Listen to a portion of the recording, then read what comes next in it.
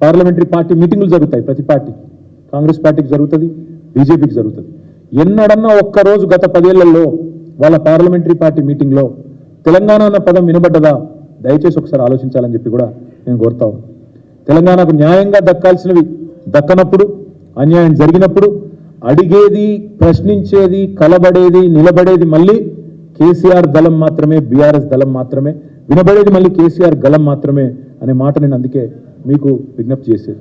రేపు బీఆర్ఎస్ ఎంపీలు ఉండకపోతే పార్లమెంట్లో తెలంగాణ అన్న పదమే మాయమయ్యే ప్రమాదం ఉన్నది. దయచేసి గుర్తుంచుకోవాలని చెప్పి కూడా నేను కోరుతా ఉన్నాను. కేంద్ర ప్రభుత్వాలు మీకు తెలుసు, ఇప్పుడు మీరు గమనిస్తూ ఉంటే ఒక విచిత్రమైన పరిస్థితి రాష్ట్రంలో. బండి సంజయ్ గారు రేవంత్ రెడ్డి పొగుడుతూ ఉన్నారు. ఇద్దరు మరి ఏదో అండర్స్టాండింగ్ వచ్చినట్టే ఉన్నారు. మళ్ళీ చూస్తుంటే గతంలో కరీంనగర్, నిజామాబాద్ ఎన్నికల్లో ఎట్లయితే అంతర్గతంగా కలిసికట్టుగా పనిచేసినారో మళ్ళీ చూస్తుంటే ఏదో అంతర్గతమైన ఒక అండర్స్టాండింగ్ వచ్చినట్టే కనబడతా ఉంది. అందుకే మేము అనేది వాళ్ళ ప్రయోజనాల కోసం ఎంతకన్నా పోతారు.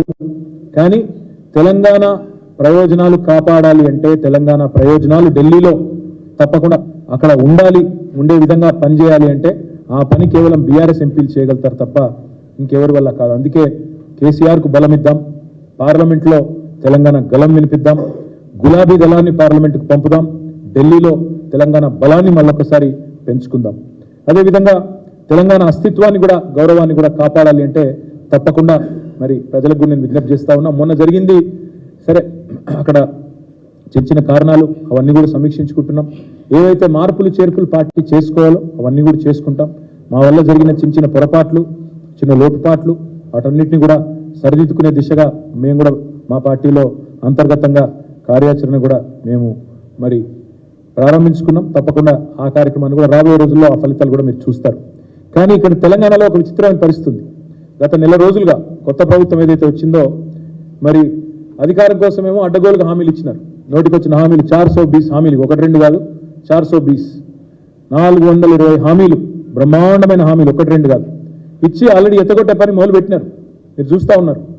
ఎన్నికల వాగ్దానాలను నీటిలో కలపడానికి శ్వేతపత్రాల పేట డైవర్షన్ డ్రామాలు, ల్యాండ్ క్రూజర్లు అని చెప్పి ఒక కథలు పుట్టించి అదేదో కేసీఆర్ గారు సొంతానికి కొనుక్కొని దాచిపెట్టినట్టు ప్రభుత్వానికి, ఇక్కడ ఉండే పనిచేసే మంత్రులకి, ఇక్కడ ఉండే వారి భద్రత కోసం తెచ్చి విజయవాడలో వాటికి బుల్లెట్ ప్రూఫ్ అద్దాలు దొడికిచ్చి దానికి పంపితే అదేదో విజయవాడలో దాచిపెట్టిండు అని మాట సిల్లీగా మాట్లాడడం. ఇంత దిగజారుడు రాజకీయాలు ఏవైతున్నాయో ఇవన్నీ ప్రజలు గమనిస్తూ ఉన్నారు. ఇవి కేవలం వాళ్ళు ఇచ్చిన 420 హామీలను ఎగేసేటందుకే ఈ డైవర్షన్ డ్రామాలు ఆడుతున్నారని తెలంగాణ ప్రజలు పూర్తి స్థాయిలో ఇవాళ అభిప్రాయం కూడా వస్తూ ఉన్నారు. నిజానికి తెలంగాణ రాష్ట్రం సాధించిన విజయాలన్నింటినీ వైఫల్యాలుగా చిత్రీకరించి కాళేశ్వరం లాంటి ప్రాజెక్టుని కూడా బదనాం చేసే ఒక చిల్లర ప్రయత్నం 2 జాతీయ పార్టీలు కూడా చేస్తూ ఉన్నాయి. ఇవాళ కాళేశ్వరం లాంటి ప్రాజెక్టు ద్వారా సాగులోకి వచ్చిన ఆయకట్టును కానీ, తెలంగాణ రాష్ట్రంలో ఇబ్బడి ముబ్బడిగా పెరిగిన వ్యవసాయ ఉత్పత్తులను కానీ, జరిగిన వ్యవసాయ విస్తరణను కానీ ఇవేవి జరగనట్టు, ఇదేదో అభూత కల్పన అన్నట్టు, పోయిన యాసంగిలో 3.5 కోట్ల మెట్రిక్ టన్నుల వరిధాన్యం ఉత్పత్తి అయితే అది కూడా జరగలేదన్నట్టు ఏదైతే చిత్రీకరించే ప్రయత్నం చేస్తూ ఉన్నారో ఇది కేవలం కేసీఆర్ గారి మీద, బీఆర్ఎస్ మీద ఉన్న కోపాన్ని తెలంగాణ ఒక విఫల ప్రయోగంగా, విఫల రాష్ట్రంగా చిత్రీకరించే విధంగా మరి వాళ్ళు ఏదైతే ప్రయత్నం చేస్తూ ఉన్నారో ఇది రాష్ట్రానికి మంచిది కాదు. ఇలాంటి దివాలాకోరు రాజకీయం ఎవరికి కూడా మంచిది కాదు. వాస్తవం ఏంటి అంటే ఇవాళ దేశంలో దివాలా తీసిన కాంగ్రెస్ పార్టీ పొరపాటున ఇక్కడ వాళ్ళు ఇచ్చిన హామీలు నమ్మి ప్రజలు అధికారం ఇస్తే రాష్ట్రం దివాలా తీసిందని మాట్లాడుతుంది. దేశంలో దివాలా తీసిన పార్టీకి ఏదో అనుకోకుండా ఇవాళ అవకాశం వస్తే రాష్ట్రమే దివాలా తీసిందని చెప్పి దివాలాకోరు మాటలు మాట్లాడుతూ ఉన్నారు.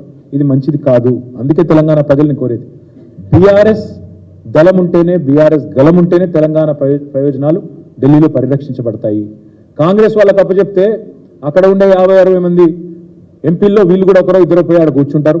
రాహుల్ గాంధీ సిట్ అంటే సిట్టు, స్టాండ్ అంటే స్టాండ్. వీళ్ళ వల్ల అయ్యేదేమి కాదు. ఏమి చేయడం చేతగాక ఎదుటివాడి మీద తప్పుని నెట్టి తప్పించుకుందామనే ఒక చిల్లర ఎత్తుగడ తప్ప ఇంకోటేమి కాదు ఈ కాంగ్రెస్ చేస్తున్న ప్రయత్నాలు. అబద్ధాలు, అసత్యాలు, అర్ధసత్యాలు అన్నిటినీ పోగేసి అప్పులని, తప్పులని, ఆర్థిక స్థితి బాగలేదని, కరెంటు మీద, కాళేశ్వరం మీద పిచ్చి ప్రేలాపనలు వెళ్తా ఉన్నారు. ఏవైతే వెళ్తా ఉన్నారు ఇవన్నీ ప్రజల దృష్టికి కూడా వచ్చినాయి. ప్రజలు ఇవాళ మా కార్యకర్తలు చెప్తా ఉన్నారు, మా నాయకులు చెప్తా ఉన్నారు, సార్ చర్చ జరుగుతోంది, క్షేత్రంలో చర్చ జరుగుతోంది, 500 బోనస్ ఏమైంది అనే చర్చ ప్రారంభమైంది. కేసీఆర్ ఉన్నప్పుడు రైతు బంధు బ్రహ్మాండంగా పడుతుండే, వారం రోజుల లోపలనే పడుతుండే. ఇవాళ అతి లేదు గతి లేదు, ఇంతవరకు రైతు బంధు ఏమవుతుందో